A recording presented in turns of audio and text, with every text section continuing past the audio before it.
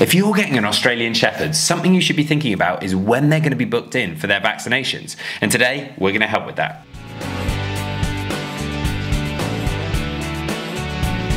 Welcome back to the Fenrir Australian Shepherd Show. My name's Joe and I'm a certified canine leader here at FenrirCanineLeaders.com. We are dedicated to helping you learn everything you could possibly want to know about the Australian Shepherd, and then how to become a high-level canine leader so you can raise your very own. So if you're new here, don't forget to subscribe and turn on that notification bell so you never miss a future upload. Bringing home your Australian Shepherd is going to be a very, very exciting day, but something you should definitely not forget about is booking them in for their vaccinations. So what vaccinations should they be having, and when should that be? Well, today we're going to be tuning into a webinar that the canine behaviourist and founder of FenrirCanineLeaders.com, Will, has recorded all about when you should be booking your dog in for its vaccinations. So then let's dive into today's webinar, and we'll begin with the first set of jabs that your new puppy most likely will already have when you bring them home.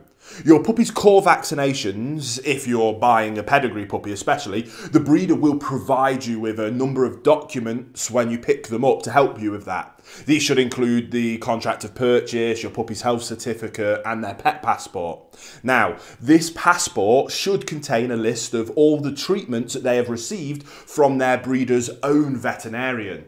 These include the first complete set of vaccinations as well as treatments for inner and outer parasites.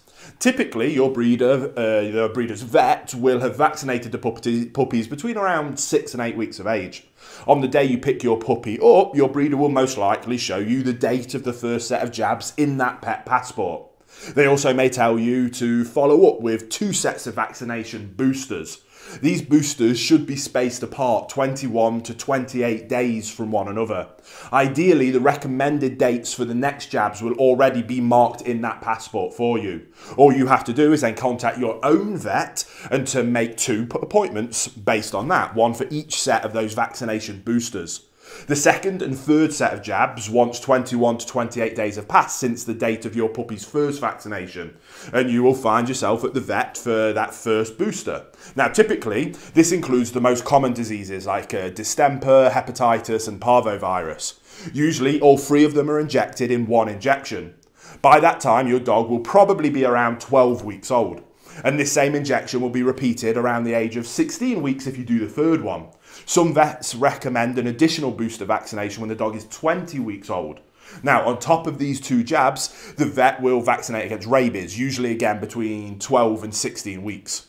Other optional vaccinations include things like for lepto, bordetella and Lyme disease. Again, ask your veterinarian which of these optional jabs that they recommend, as their necessity may depend on the region you live in and your lifestyle. So, I know that might be confusing, but let's look at a really simple, approximate schedule for your puppy's trips to the vet clinic. So, that vet visit number 1 will be with your puppy around 12 weeks of old. They'll get their first set of vaccination boosters. There'll be a vet visit number 2 around 16 weeks old.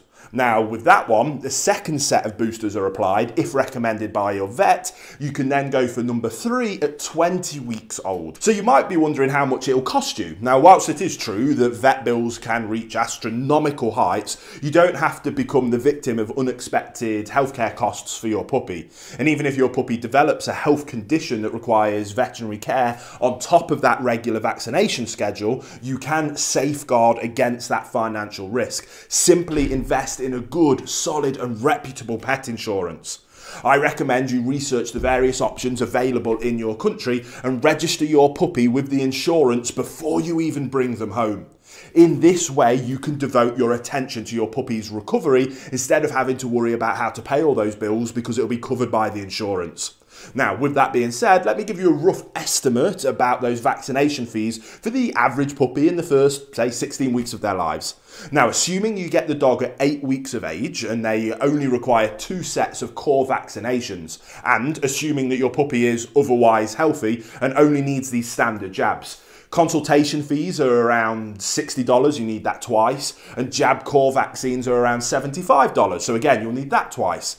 Rabies vaccination is around $20. So this all adds up to around $290 in expenses for vaccinations up to 16 weeks of age.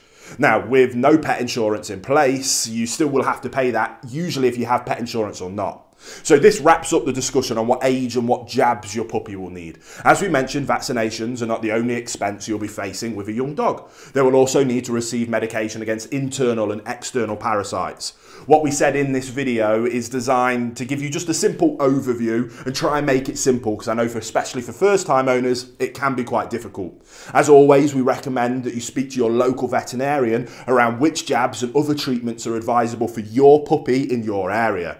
So I hope you enjoyed that webinar and got some information and education and some value from it. That's why we do these. I hope you enjoyed it, and I can't wait to speak to you on the next one. There you have it, guys. Some really useful information from Will there, all about when you should book your Australian Shepherd in for its vaccinations. I really hope you enjoyed today's video. If so, get involved in the comments down below, as we would love to hear from you. Don't forget to subscribe and turn on that notification bell, as we have 2 dedicated videos coming out every single week. So I can't wait to see you in the next episode of the Fenrir Australian Shepherd Show.